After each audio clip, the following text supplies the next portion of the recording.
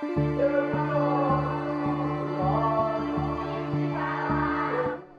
veux parler du soccer, notre sport, qui est un sport assez émotif. Il y en a d'autres qui le sont, mais je trouve que les supporters sont très impliqués émotivement, les joueurs aussi. Mais sur le banc aussi, toi, t'es comment en tant que coach? Ah, ah. Ouais, c'est bizarre parce que je suis assez calme et puis si tu regardes le match si tu regardes le match d'Olympia, je suis un peu moins calme. Si tu regardes Ouais. le match de Barça, je suis un peu plus calme. Si tu regardes le match de New England, au début, je suis un peu calme, après, je suis un peu moins calme. Je pense qu'il y a des émotions que les gens veulent voir et quoi qu'il arrive avec moi, j'ai du mal à cacher mes émotions. Quand je suis énervé, tu le vois. Quand je suis content, tu le vois. Quand je suis pensif, tu le vois. Donc, ouais,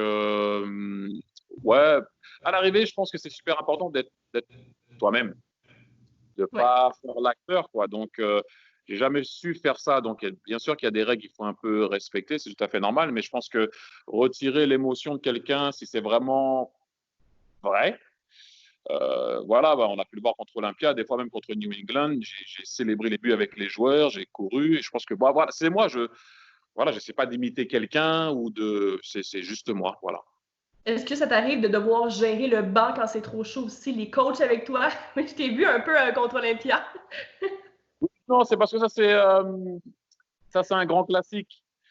Parce que quand l'arbitre a sifflé penalty, j'ai vu l'arbitre de touche l'appeler et là tout le monde s'est levé. Je leur ai dit calmez-vous, c'est pas encore sifflé et puis on n'a pas encore marqué. C'est toujours le truc un peu quand l'arbitre siffle penalty, tout le monde se lève comme si on avait marqué. Non, il faut marquer le penalty, après on peut célébrer. Et puis bon, tout le monde sait ce qui s'est passé. Il n'y a pas eu penalty et puis bon, l'histoire fait on a perdu 2-1 et c'est vrai que c'était le dernier match que depuis voilà qu'on a joué, mais ouais, de temps en temps, comme des fois aussi, ils doivent me calmer, mais je pense que c'est ça une équipe aussi. Tu as gagné plusieurs matchs durant ta grande carrière de joueur de soccer. Est-ce qu'il y a une différence entre gagner un match en tant que joueur et gagner un match en tant qu'entraîneur? Ouais, non, il y a une différence.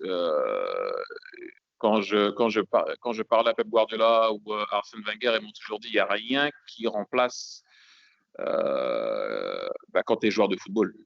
Ce que tu joues, l'émotion n'est pas la même, mais quand tu reviens, par exemple, de la mi-temps contre Dallas et tu donnes des instructions parce qu'on n'était pas bien, et aussi en deuxième mi-temps, quand tu changes deux, trois trucs et tu donnes des instructions et tu vois que ça marche, c'est vrai que ça fait plaisir. Ça fait plaisir de voir que tu as pu passer un certain message avec ton staff, que les joueurs euh, l'ont compris et l'ont exécuté. Même si ça n'a pas été, bien sûr, contre Olympia, on s'est créé énormément d'occasions, on aurait pu renverser le score.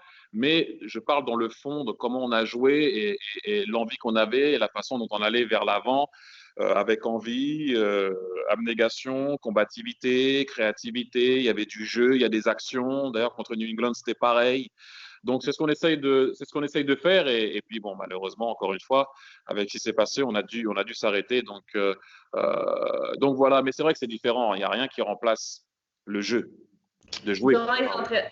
Oui, oui, oui, je comprends. Durant les entraînements, tu es très impliqué sur le terrain. Puis nous, à l'Impact, on a des joueurs qui parlent français, d'autres qui parlent seulement anglais et d'autres seulement espagnol. Et toi, tu es trilingue, Thierry. Comment ça se passe dans ta tête quand tu dois expliquer un jeu, une nouvelle tactique de jeu, puis tu dois parler à des joueurs en espagnol, des joueurs en français, des joueurs en anglais? Comment ça se passe?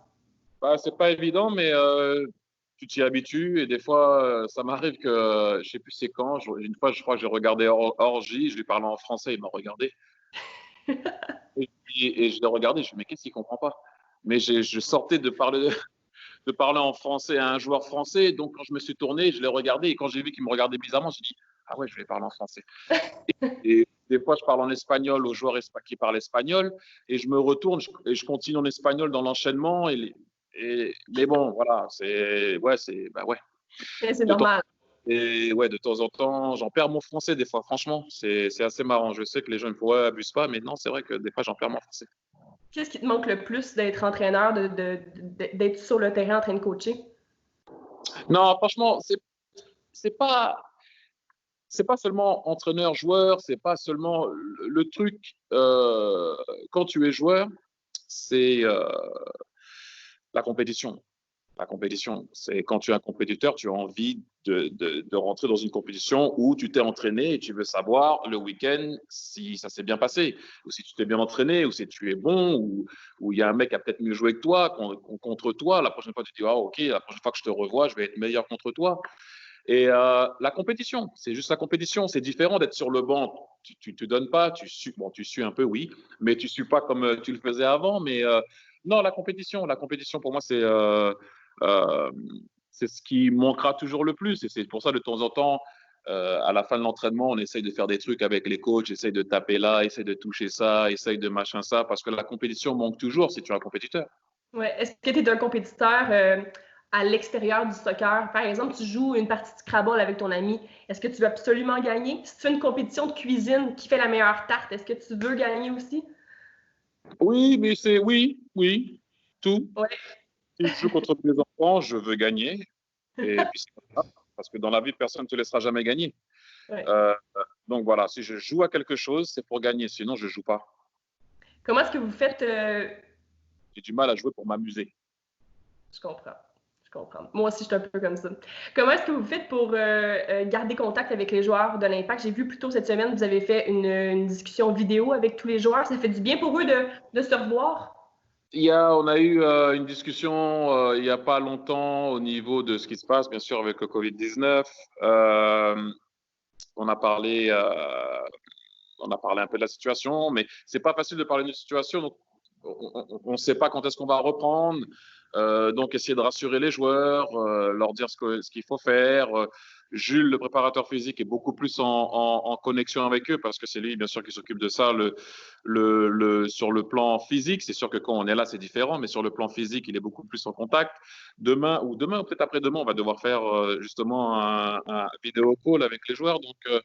Donc voilà, mais en même temps, j'ai essayé aussi de passer, comme je vous ai dit, comme je t'ai dit, pardon, tout à l'heure, le livre, essayer de passer des trucs de temps en temps. Donc voilà, mais c'est pas évident. On est tous un peu en train de se chercher des fois, mais bon, on essaie de rester en contact. Mais des fois, c'est pas toujours évident pour se dire quoi. Tu peux envoyer, comme je disais tout à l'heure, le livre. Tu peux envoyer peut-être un match ou un truc à regarder ou des trucs spécifiques. Donc voilà, ouais.